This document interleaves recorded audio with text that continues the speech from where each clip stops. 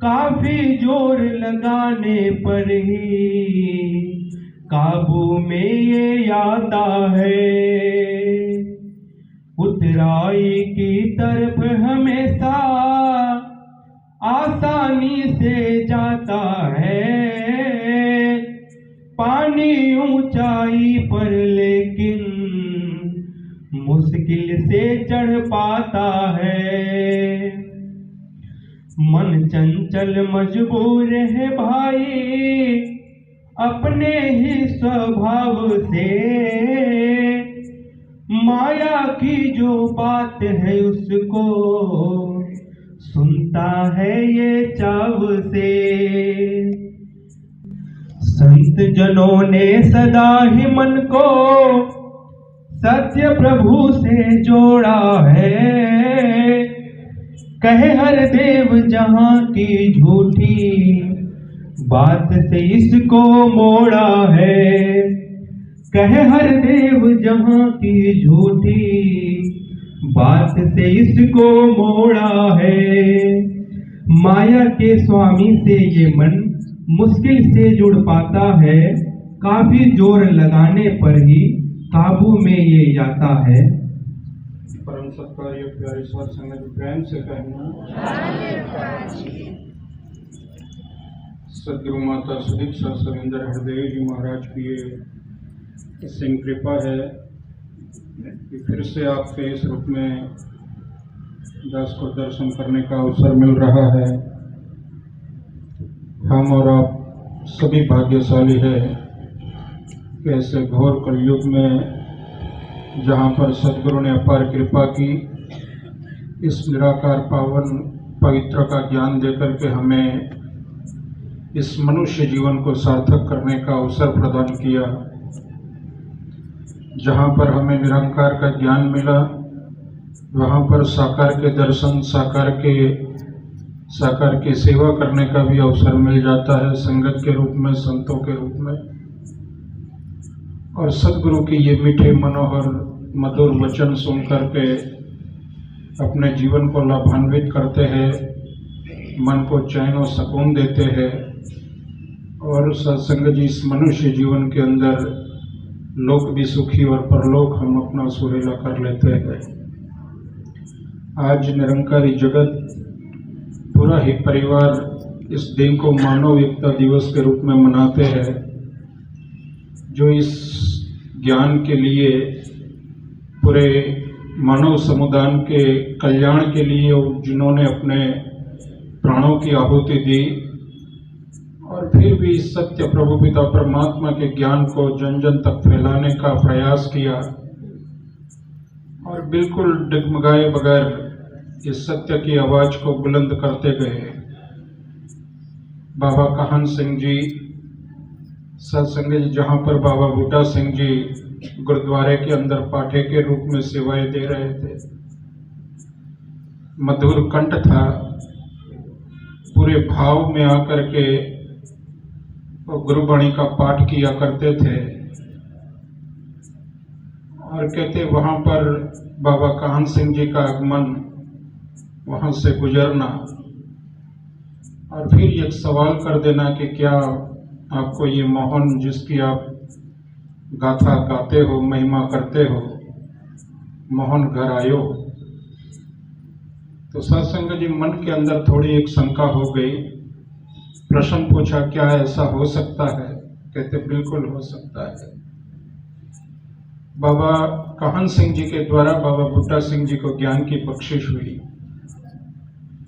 लेकिन एक बात भी साथ में कही गई कि ये ज्ञान अपने आप तक सीमित रखना, क्योंकि ये सौखा नहीं है।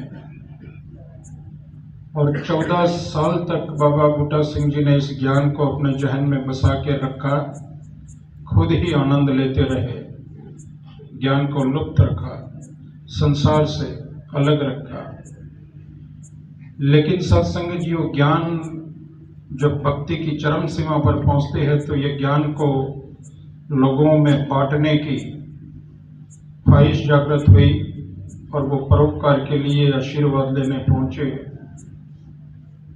बहुत जोर लगाने पर बाबा कान सिंह जी ने आशीर्वाद दिया, कहा कि ये सौखा नहीं है, संसार मारेंगे, गाली देंगे, जहर देंगे। कहते बाबा जी मैं आशीर्वाद लेने आया हूँ, सांप लेने नहीं आया, आप मुझे श्राप दे रहे हैं। कहते ये मैं हकीकत से वाकिफ करवाता हूँ कि ये इतना सस्ता, इतना सौखा नहीं है, जोर लगाना पड़ता है, जो इस शब्द के द्वारा हमें यहाँ पर। तो कहते आशीर्वाद दो। कहते ये जो मुकुट है ये कांटों का है, फूलों की सेज नहीं है ये। फिर भी सत्संग जी बाबा बूटा सिंह जी ने वो बीड़ा उठाया और जीवनी पढ़ते हैं तो पता चलता कि उनको जहर भी दिया गया। वहाँ पर बाबा जी के वचन भी पूरे हुए, उल्टियाँ हुई, जहर निकल भी गया, भला बुरा भी कहा लोगों ने, विरोध भी हुआ। फिर भी बाबा अवतार सिंह जी की बारी, ऐसा गुरसिख मिला जिनको फिर बाबा बूटा सिंह जी ने गुरु के रूप में प्रकट किया। सतवचनी युग आया, शहंशाह कहलवाए। और उसी दौरान बाबा अवतार सिंह जी के घर 1930 में बाबा गुरबचन सिंह जी के रूप में पुत्र रत्न का जन्म हुआ। और फिर सत्संग जी ये सन कहते 63 में बाबा गुरबचन सिंह जी के हाथों में मिशन की बागडोर आई और उन्होंने इस आवाज को जन जन तक फैलाने के लिए पूरा जीवन गुरु के चरणों में समर्पित कर दिया। सत्संग जी वो दौर कठिन दौर था, सब जानते हैं, सबने पढ़ा है, दास वो इतिहास दोहराएगा नहीं। लेकिन कहते हैं कि इस तरह से उन्होंने सच्चाई के सामने घुटने नहीं टेके। 78 का कांड हुआ, अमृतसर का, कानपुर कांड हुआ, दुर्ग कांड हुआ, पूरा ही सत्संग जी जन सैलाब सामने खड़े हो गए। फिर भी वो और उनके साथी सत्संग जी अड़े रहे इस ज्ञान को फैलाने में। और फिर कहते हैं कि जब पूछा गया पत्रकारों ने, 78 का कांड जब हुआ अमृतसर,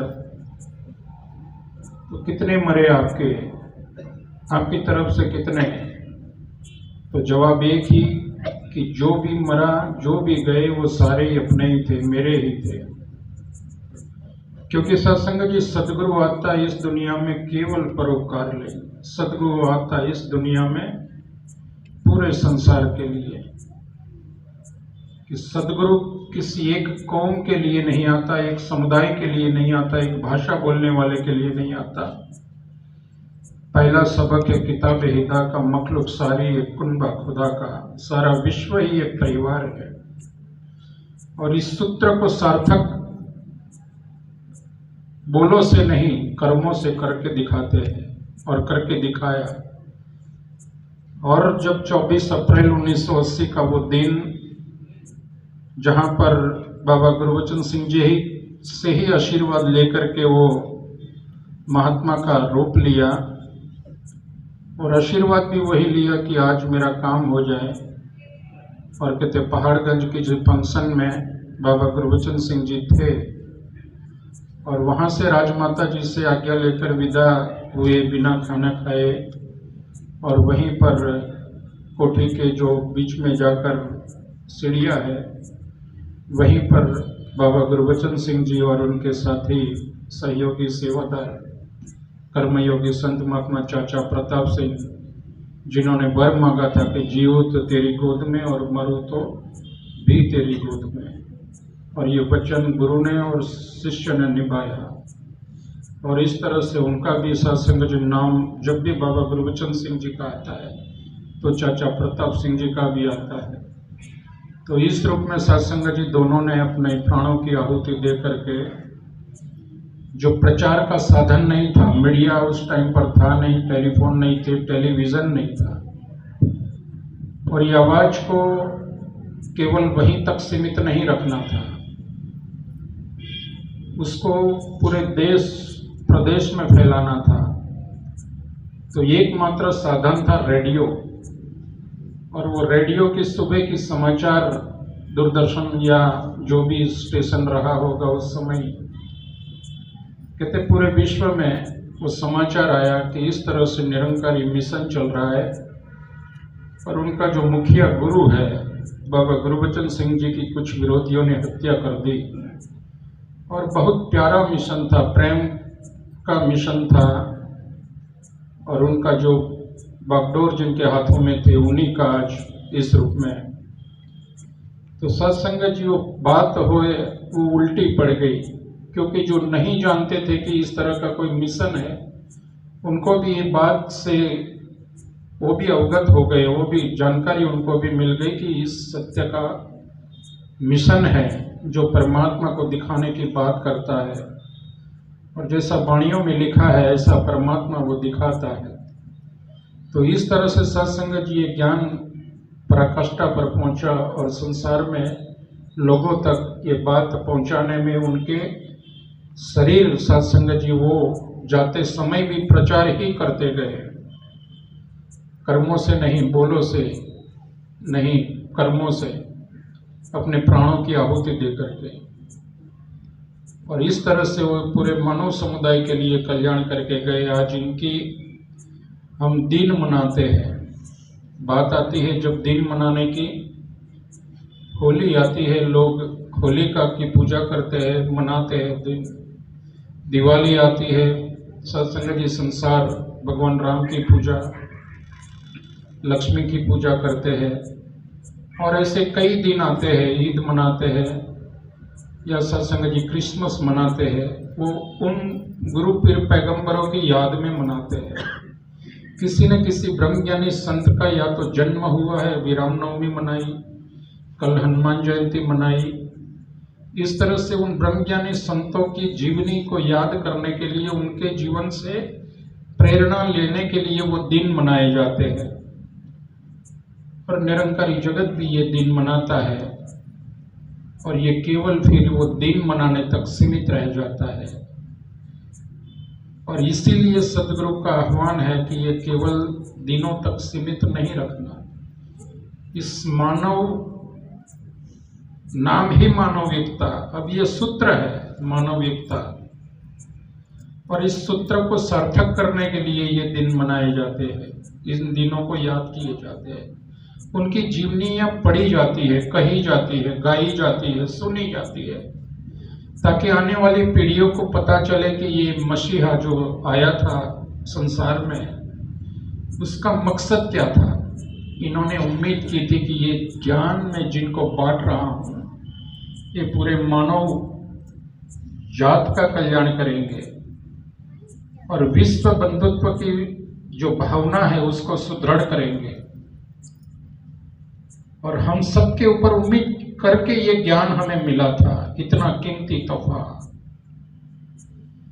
और इन्होंने बलिदान दिया था। और वो बलिदानों के बदले में, क्योंकि नंकार करके ये वो हमारे साथ है, वो मुक्त आत्माएं थी और वो हमें देख रही है इस निराकार के रूप में कि क्या हम वो मानव एकता का सूत्र सार्थक कर रहे, उनके प्राणों की आहुति को हम जाया कर रहे हैं, या उनको सत्संग जी उनके वचनों के ऊपर हम फूल चढ़ा रहे हैं। सत्संग जी मानव एकता तो पूरे विश्व को एक करने की बात है। एक भाषा बोलने वाला, एक कौम या एक धर्म को मानने